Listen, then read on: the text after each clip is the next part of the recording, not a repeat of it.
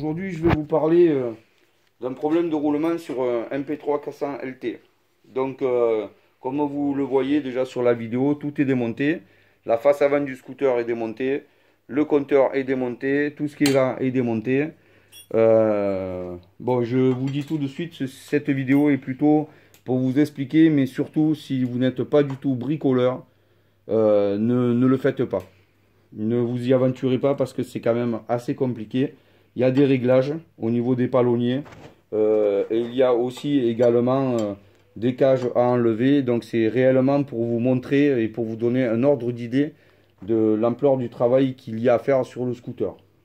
Cependant, si vous effectuez vous-même le scooter, l'entretien au scooter, pardon, vous pouvez quand même interagir lors des entretiens, ce qui n'est malheureusement pas souvent le cas parce qu'on n'est pas forcément au courant que les roulements qui sont sur les jambes sont agressés.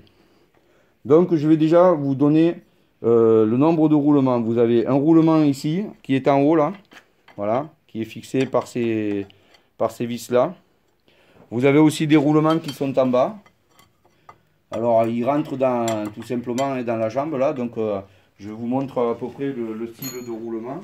Donc vous avez ces roulements là qui sont en haut, voilà, c'est des roulements à billes tout simplement.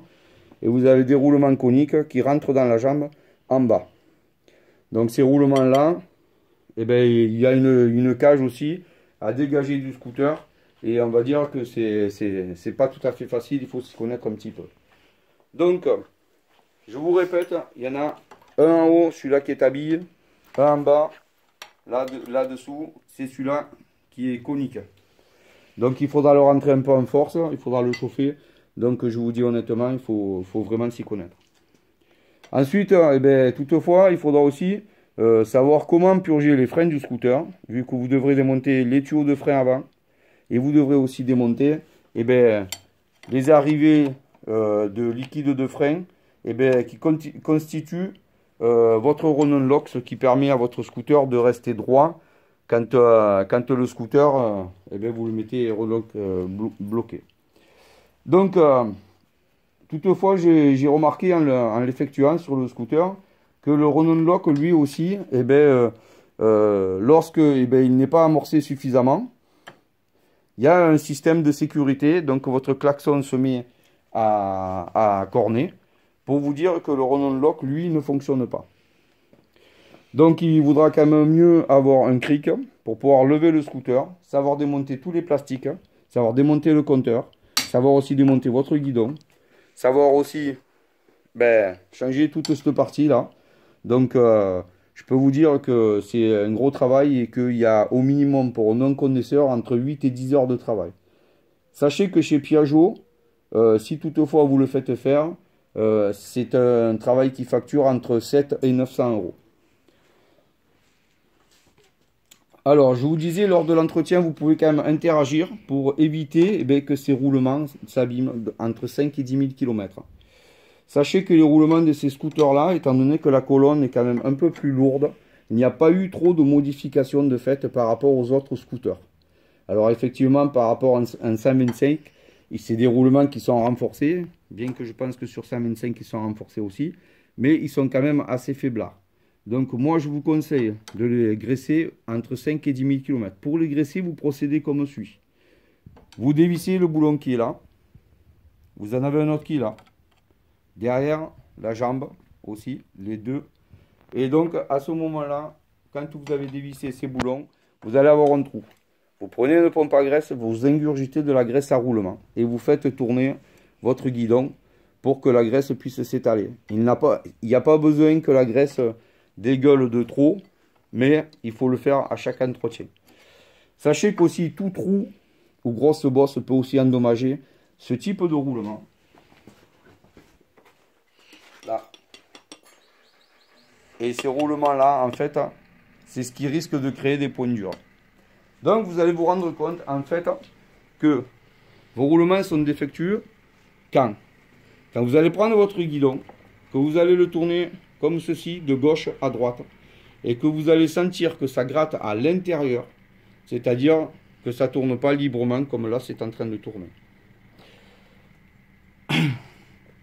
Malheureusement, il y a eu énormément d'accidents avec ce type de scooter. Parce que les roulements, eh ben, n'étant pas suffisamment graissés déjà au départ, ils arrivaient à gripper très vite. Et c'est ce qui peut aussi occasionner de temps en temps des vibrations sur le scooter ou au moment où vous allez avoir l'impression qu'il y a des points durs à basse vitesse. Et en fait, ben, vous allez vaciller avec votre scooter. Et notamment dans les ronds-points. Vous risquez de tomber. Donc il faut vraiment y faire attention. Vous avez aussi un roulement qui se trouve ici,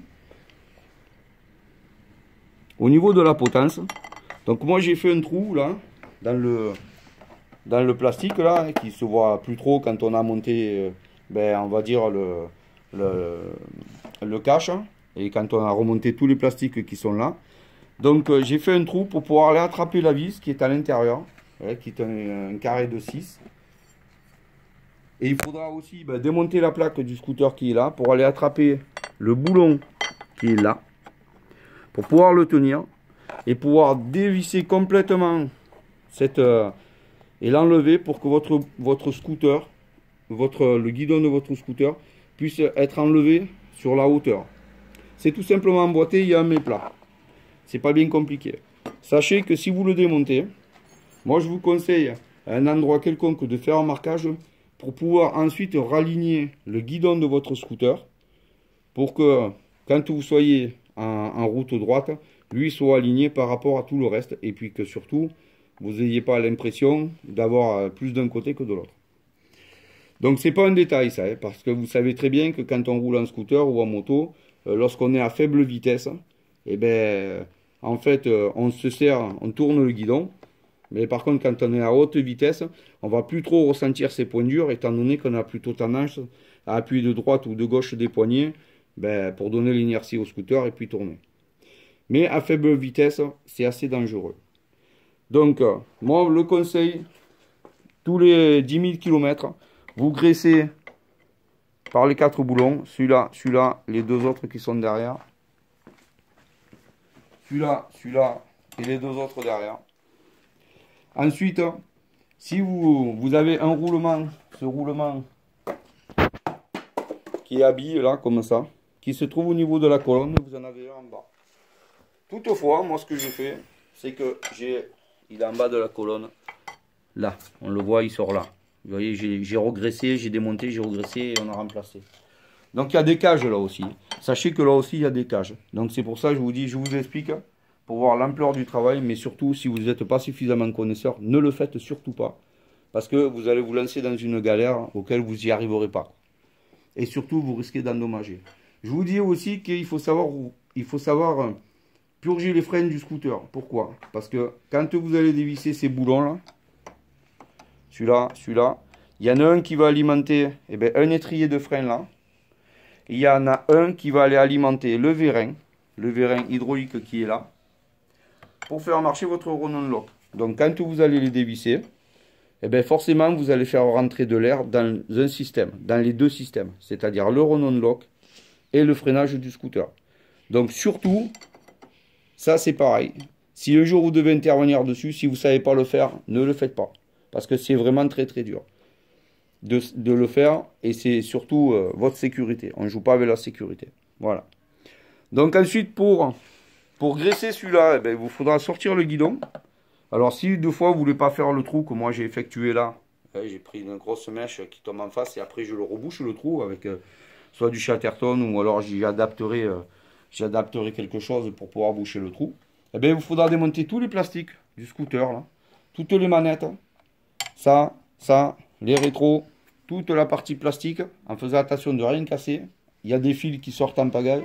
Donc il faudra aussi super faire attention de ne pas casser les fils, parce qu'après, effectivement, vous risquez d'avoir des problèmes. Donc moi, c'est pour ça que j'ai effectué ça, comme ça je laisse toute la partie entière, et notamment, une fois que le trou est rebouché, on n'a pas réellement de problème. Voilà un petit peu en gros, c'était juste pour vous expliquer. Je vous montre aussi un petit peu le fonctionnement du train, vu que vous êtes là. Allez, regardez. Donc en fait, vous avez une barre de liaison qui est là, qui relie en fait les deux roues, tout simplement, qui permet en fait au scooter de marcher d'ordre synchronisé gauche-droite. Vous avez deux rotules qui sont au bout de cette barre de liaison. Hein, donc c'est pareil, si toutefois vous voyez qu'il y en a une qui est abîmée, et il faut ça, c'est très simple à changer. Vous dévissez là, vous dévissez là. Tout simplement, vous sortez la rotule de la barre de liaison et de là, vous la remplacez. Ça, par contre, c'est très simple. Voilà. Il faut être quand même vigilant sur ce côté-là. C'est pareil, si vous devez travailler sur le train avant, voilà quoi. Pour purger le système de freinage du scooter, il y a déjà des tutos sur internet. C'est tout simplement le même système de purge que sur une moto. Hein. Il n'y a rien qui change de trop, mais quand même il faut savoir le faire. Voilà. Donc en gros, c'était un petit peu pour vous expliquer ce qu'il y avait à faire pour changer des roulements sur un train avant d'un scooter MP3 400 LT. Cette vidéo, elle est vraiment faite à titre d'information pour que vous puissiez vous rendre compte du travail qu'il y a à faire. Mais je réitère ce que je vous ai dit tout à l'heure. Surtout, ne le faites pas et ne tentez pas de le faire si vous n'êtes pas suffisamment connaisseur. Autrement, vous allez avoir des problèmes. Je vous montre aussi tout le système là qui permet de faire marcher le Ronon Lock. Tout ce système qui est là, vous voyez, il y a un câble qui arrive là. Donc si vous avez l'occasion d'y balancer un peu de graisse là, c'est ça. C'est un moteur qui va déverrouiller votre Ronon Lock, c'est-à-dire les vérins qui sont là, vu que le Ronon Lock c'est tout simplement deux vérins qui permettent de tenir en appui. Voilà. Bon, mais j'espère que cette vidéo vous aura plu et que toutefois ça vous aura donné les informations que vous avez besoin.